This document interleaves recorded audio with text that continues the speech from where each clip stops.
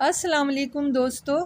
आज मैं आपके लिए लेके आई हूँ एक कहानी। कहते हैं कि इंसान के साथ जो कुछ भी होता है वो इसके आमाल की वजह से होता है। किस्मत का चक्कर। सुबह के कोई 8 बजे थे। सड़क पर इक्का दुक्का गाड़ियाँ रवां दवां थी। मैं किस्मत का मारा एक होटल पे बैठा था जिसे हिंदुस्तान के लोग ढाबा और हमारे यहाँ छप्पर होटल कहते हैं। कराची में इस किस्म के होटल बहुत हैं। ये एक चाय का होटल था। बहुत से लोग यहाँ आते थे और चाय पी के चले जाते थे, पर मेरी यहाँ आने की एक और कप चाय पीने की आदत सी बन गई थी। और इसका एक फ़ायदा ये भी था कि यहाँ अखबार डेली आता था और मैं इसमें किस्मत तलाश करता था। मैं किस्मत से मुतालिक कहानियों कॉलम भी पढ़ता था और नौकरियों के इश्तिहार भी। पिछले कई सालों से ये मेरा मामूल बन चुका था। डिग्रियां तो बहुत थी, मगर दिल करता था कि इन सबको आग लगा दूं। उनकी अब मेरे सामने कोई अहमियत नहीं रही थी, मगर मजबूरी थी। इंसान जब तक मर नहीं जाता इसकी उम्मीद ख़त्म नहीं होती। शायद मेरे साथ भी कुछ ऐसे ही चक्कर था। सामने सड़क पर चलते राहगीर और उनके मुख्तलिफ बुझे और रोशन चेहरे अलग अलग दास्तानें सुनाते थे। मुझे ऐसा लगता था कि ये मुझसे कुछ कहना चाहते हैं, मगर शायद ये मेरा वहम था, क्योंकि ये मेरे नज़दीक आते मगर कुछ कहने के बजाय पास से गुज़र जाते थे। मेरे दिल में अजीब अजीब ख़्याल आते थे।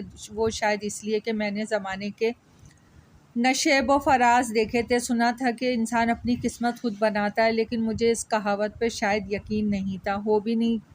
हो भी कैसे सकता था। मैंने अपना नसीब चमकाने के लिए क्या क्या जतन नहीं किए। किस्मत इंसान के हाथों में नहीं हो सकती थी, ये तो बताने वाले के हाथ में। इंसान के बस में कुछ नहीं है, वो कुछ नहीं कर सकता, वो बिल्कुल बेबस है। लेकिन जब मैं ये जुमला पढ़ता हूँ कि आदमी अपनी किस्मत खुद बनाता है, तो इसे चाहिए कि मेहनत करे, तो मेरा सर फटने लगता है। जी करता है कि इस आदमी को गोली मारूं जिसने ये अल्फाज कहे हैं, जिसने इंसान को मेहनत की तरफ गामज़न करने की पूरी कोशिश की है। गो के मेहनत करना जुर्म नहीं, लेकिन फिर भी ये बात वाज़ेह नहीं कि कुछ लोग जो मेहनत भी करते हैं लेकिन इसके बावजूद भी उन्हें कुछ नहीं मिलता। ऐसा क्यों? इस बात के लिए कोई ज़िम्मेदार है? मैंने कुछ ऐसे लोगों को देखा है जिनकी कोई अहलियत नहीं होती और वो ऐसे ऊंचे ओहदों पे बैठे होते हैं। बताते हुए शर्म आती है कि ऐसे लोग भी जो एक रुख नहीं पढ़ते, यहाँ तक अपना नाम तक नहीं लिख सकते और सरकारी इदारों में काफ़ी भारी मिकदार में तनख्वाहें लेते हैं। ऐसे लोग भी देखे जो काफ़ी समझदार, अहल और काबिल होते हैं, लेकिन उनके मुक़द्दर शायद उनकी इस बात की ज़िम्मेदार हैं कि वो दर दर की खाक छानते फिरते हैं। कुछ लोग ऐसे भी हैं जिन पे किस्मत थोड़ी देर के लिए मेहरबान होती है और फिर कुछ पर हमेशा के लिए। कुछ कहते हैं कि खुदा छेड़ फाड़ के देता है और कुछ कहते हैं फिर छीन लेता है। कुछ लोग इसे किस्मत, मुक़द्दर, तकदीर और इस जैसे नामों से पुकारते हैं। इनका खेल है, लेकिन ऐसे लोगों को आखिर किस बात की सज़ा मिलती है, मुझे आज तक इस बात का कुछ समझ नहीं आई। कुछ अरसे पहले एक फ़कीर से सामना हुआ। इसने कहा, मैं ये भीख मांग रहा हूँ ये मेरी किस्मत है। तू बाबू वाले लिबास में तलाश कर रहा है, ये तेरी किस्मत है। मेरे पैरों में जूतियाँ भी नहीं हैं, ये मेरी किस्मत। और तेरे पैरों में फटे हुए, तो ये तेरी किस्मत है। इस दुनिया में सब अपनी किस्मत लेकर आते हैं और चले जाते हैं। एक और साहब थे, काफ़ी समझदार और बीए पास, किसी अखबार में काम करते थे। तो उन्होंने एक दिन कुछ यूँ कहा, अगर इब्राहम लिंकन की पिछली ज़िंदगी का मुताला करो तो वो एक लकड़हारे का बेटा था, मगर देखो वो अमेरिका का सदर गुजरा है। क्या इसकी किस्मत सदर बनना था या इसकी मेहनत ने? इसलिए यकीन रखो कि इंसान की किस्मत इसके अपने हाथ में है। वो मेहनत करके इसे तब्दील कर सकता है, बुरे से अच्छी की तरफ और अच्छे से सुस्ती काहली से बुरी बना सकता है। कुछ अजीब सी हलचल थी। क्या ये पीर फ़कीर जादूगर हमारी किस्मत तब्दील कर सकते हैं? क्या दुनिया में कोई ऐसा ज़ात है जो मेरी किस्मत बदल दे? कुछ लोगों ने तो ये भी मशवरा दिया कि या मियाँ शादी कर लो तो आपकी किस्मत बदल जाएगी। जब हर एक इंसान की किस्मत अलग है तो ऐसा क्यों कहा जाता है? क्या एक इंसान दूसरे की किस्मत बदल सकता है? इसमें इतनी ताकत है? मुझे ये बात कभी समझ नहीं आई। और किस्मत से मुतालिक कोई भी बात नहीं, शायद कभी आए भी ना। कब चाय ख़त्म हो गई थी और कब मैं यहाँ पहुँचा, कुछ खबर नहीं। इस वक्त मुझे सिर्फ घंटी का इंतज़ार था कि ये कब बजती है। ये थी तो एक आम इलेक्ट्रिक घंटी, लेकिन इसे आप मेरी किस्मत की घंटी भी कह सकते हैं, जिसका मुझे पिछले 5 घंटों से इंतज़ार था। आखिरकार ये बज गई। इस सेक्रेटरी ने मुझे मुस्कुरा के देखा और आंखों से एक क़यामत ख़ेज़ अंदाज में दरवाजे की तरफ इशारा किया, जिसका मतलब था कि मैं इंटरव्यू के लिए अंदर जा सकता हूँ। मैं उठा और जब इस क़यामत के करीब पहुँचा तो इसे गला खकार के शुक्रिया कहा, जिसका इसने अंग्रेज़ी में जवाब दिया, यू वेलकम जनाब। ने अंदर दाखिल हुआ, बगैर पूछते ही एक निशस्त पे बैठ गया। सामने बैठी लड़की, नहीं उन्हें मैं खातून कहूँगा क्योंकि ये इस उम्र से निकल चुकी थी जिन्हें हम लड़की कहते हैं। इसके बाल सियाह, शक्ल कलमी आम की तरह लंबी और किसी हद तक चौड़ी भी थी, रंग सांवला, और इसके हाथ में पुराने ज़माने के कंगन जाहिर कर रहे थे कि ये खातून क्लासिकल दौर की हैं। मिस्टर, आपका मुकम्मल नाम? इसने मेरे बैठते ही सवाल किया। जी, आपके पास जो मेरी फ़ाइल पड़ी है,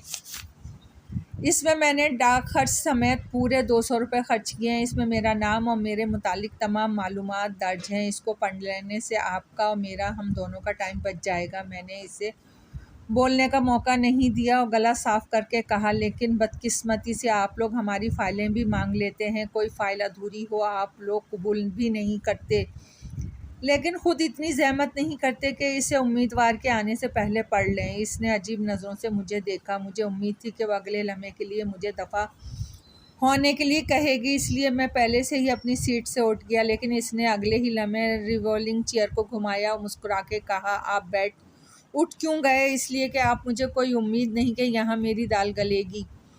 अगर दाल गल जाए तो? इसने एक बार फिर मुस्कुरा के कहा। मैं कुछ अजीब सी कैफियत से दो चार था। लगता है आप पहले बहुत से इंटरव्यू दे चुके हैं। इसने बैठने का इशारा किया। जी, कुछ ऐसा ही है, मैंने जवाब दिया। जनाब, आपका इल्ज़ाम बिल्कुल दुरुस्त है कि हम लोग आप लोगों की फ़ाइलें बिल्कुल नहीं पढ़ते अगर हम सवाल करने शुरू हो जाते हैं, लेकिन अगर आज मैं इस बात का अज़ाला कर दूं तो आपको अपना इल्ज़ाम वापस लेना पड़ेगा। जी, मेरे मुंह से बामुश्किल निकला।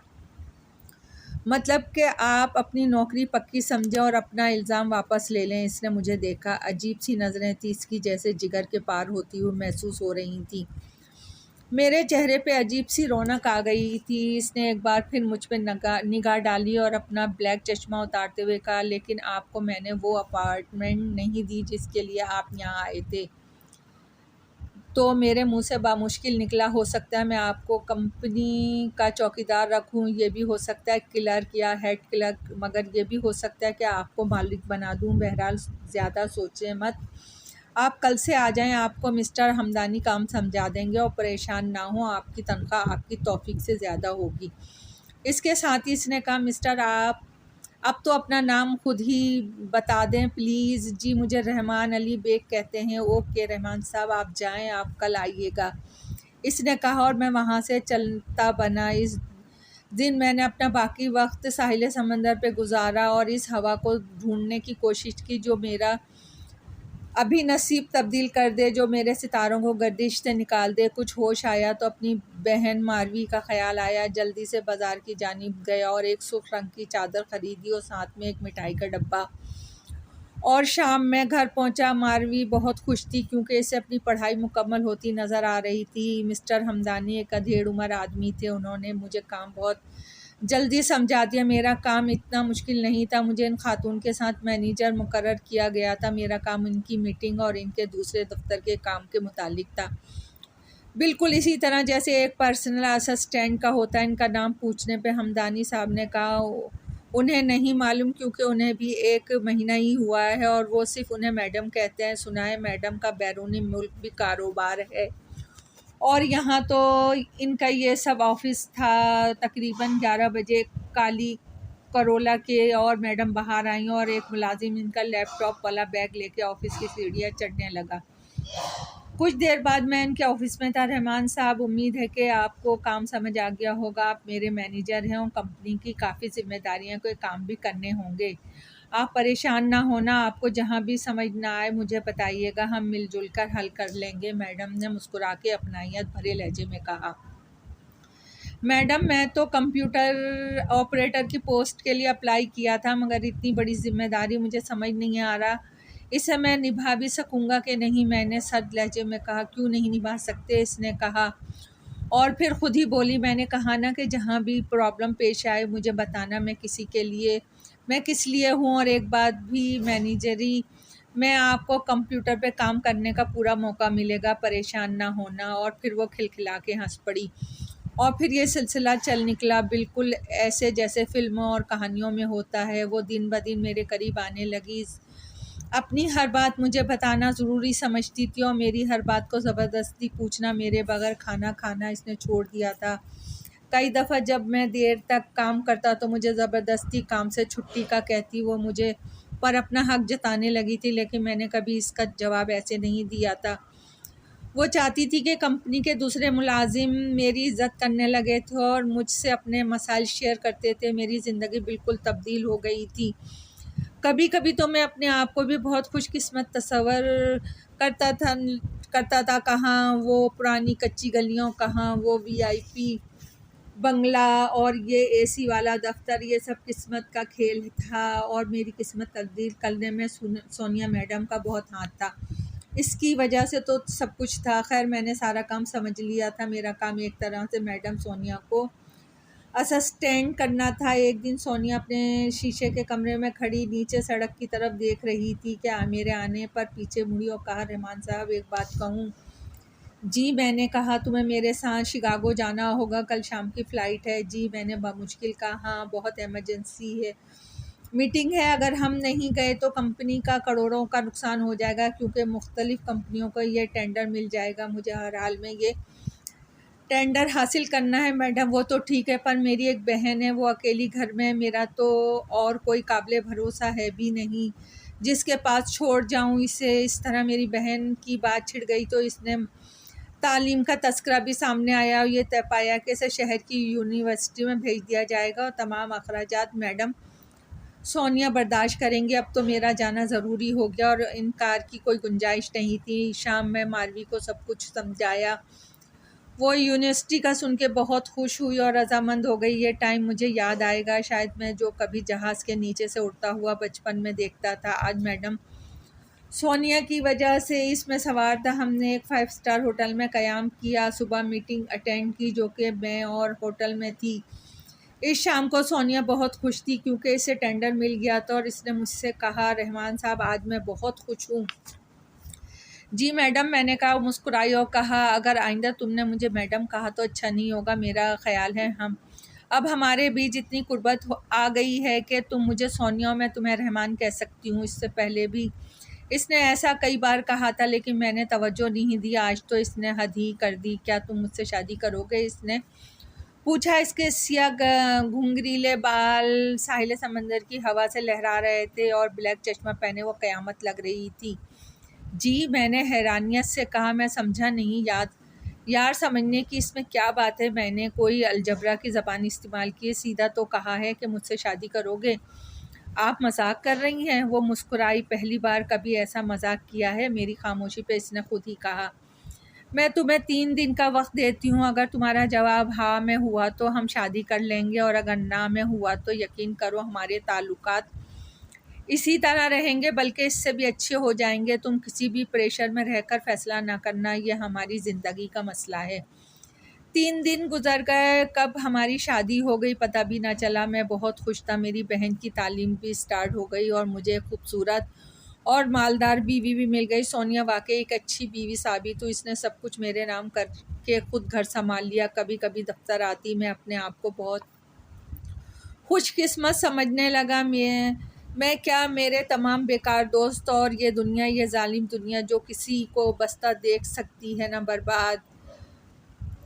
ये एक सुहानी शाम थी जब मुझे घर से नौकरानी का फ़ोन आया और कहा, जल्दी पहुँचें, सोनिया मैडम गिर के बेहोश हो गई हैं। कुछ लम्हों मैं शहर के महंगे अस्पताल में घूम रहा था जब डॉक्टर आईसीयू से बाहर निकला। इसका मुंह लटका हुआ था। मिस्टर रहमान आप हैं? इसने कहा, जी। आपकी बीवी को कैंसर है, वो भी आखिरी स्टेज पर। आप हौसला रखें, पर ये चंद दिन की मेहमान है। चाहे आप बैरूनी मुल्क क्यों ना ले जाएं, एक ही जवाब मिलेगा। मैं सर पकड़ के बैठ गया, शायद या गिर गया था, बल्कि मुझे कुछ अंदाज़ा नहीं हो रहा था कि डॉक्टर ने क्या कहा। इस रात सोनिया और मैं एक दूसरे के गले लगकर बहुत रोए उसे भी शायद डॉक्टर या किसी और की ज़बानी मालूम हो गया था। इसने एक और इंकिशाफ किया, मुझे काफ़ी अजीब लगा। इसने कहा मुझे पहले से इल्म था, ये मूजी मर्ज़ मुझे पहले भी था, मगर काफ़ी हद तक इलाज ने इसे खामोश कर दिया था। और असल बात ये थी कि इसने मुझसे ये बात छुपाई क्यों। इसका जवाब इसने दिया, वो ज़िंदगी के कुछ पल मेरे साथ गुजारना चाहती थी, इसलिए हकीकत मुझे नहीं बताई। इसके मुताबिक मैं पहली मुलाकात ही में इसके दिल में उतर गया था। अगर वो मुझे बताती तो शायद मैं नौकरी छोड़कर चला जाता और इसे कबूल ना करता। मुझे कुछ समझ नहीं आ रहा था। फिर इसने एक और बात बताई जिसे सुन के मुझे कई झटके लगे। इसने कहा रहमान, मेरी एक पागल बहन भी है जो कि शिकागो के एक महंगे तरीन अस्पताल में ज़ेरे इलाज है। मैंने यह हकीकत तुमसे पहले तो छुपा ली और फिर सोचा कि मौका मिलते ही बता दूंगी, और आज ज़िंदगी ने मौका दिया भी तो किस हाल में मैं तुम्हें तमाम जायदाद तुम्हारे नाम कर दी है। मेरी बहन बिल्कुल पागल है, वो जायदाद संभालने के पोजीशन में नहीं है और ना ही शायद कभी। इसके लिए तुम बेगम रहो। इसके लिए मैंने सिर्फ शिकागो के कुछ शेयर रखे हैं, इसलिए तुम इसके मुतालिक कोई फ़िक्र ना करना। हो सके तो मुझे माफ़ कर देना, मैंने तुम्हारे साथ बहुत ज़्यादती की है। मैं इसके गले लग के खूब रोया। मुझे कुछ समझ नहीं आ रहा था क्या हो रहा है। मेरी किस्मत मुझे किस सिम ले जा रही थी। मेरी ज़िंदगी की कश्ती हिचकोले ले लेकर रही थी। ना चाहते हुए इसे डूबना था। इसी तरह हिचकोले लेते मंजिल तक पहुंचा था। वो शायद सोनिया का कोई था। इसके जानने वालों का इक्का दुक्का मेहमान थे जो मेरे साथ हमदर्दी जताने की कोशिश कर रहे थे। इतने में एक काला कोट पहने आदमी आया जो शक्ल से वकील लगता था। इसने कहा मुझे एडवोकेट अहमद शेरवानी कहते हैं, मिस्टर आफरीदी का वकील हूँ।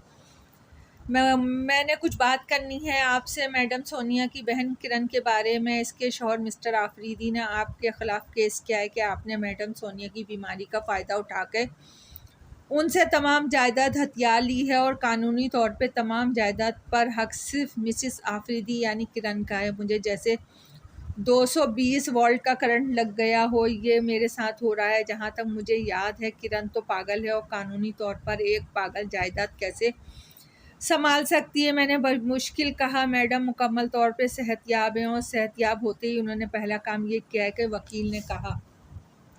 मैं सर पकड़ के बैठ गया। मुझे कुछ समझ नहीं आया। इस रात मुझे ज़रा भी नींद नहीं आई। मैं मुसलसल इस दौलत के बारे में सोच रहा था जो सोनिया मेरे लिए छोड़ गई थी और अब इस दुनिया के लोग मुझसे छीनने के लिए आ गए थे। मुझे पता था कि ये मुझसे छीन लेंगे क्योंकि मैं इन लोगों की तरह खिलाड़ी नहीं था। ये खिलाड़ी थे, पेचो खम को समझते थे। मैं तो आज तक अदालत के पास से भी नहीं गुजरा था और ये लोग मुझे इसके अंदर घसीटने चले गए। आखिरकार वही हुआ जिसका मुझे डर था।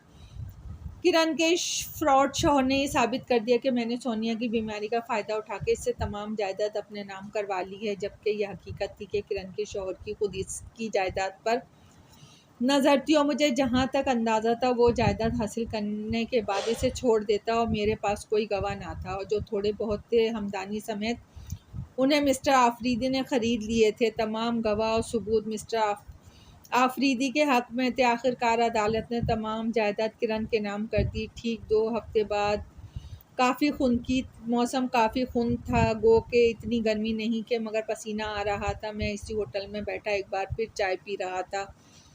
आज का नया अखबार भी मेरे हाथ में था। एक हाथ में चाय और दूसरे हाथ से अखबार को उलट पलट करता हुआ मैं फिर अपनी किस्मत खोज रहा था। किसी ने क्या खूब कहा है, किस्मत ले आई हमें ये कहाँ पे, ये तो वही जगह है गुजरे थे हम जहाँ से।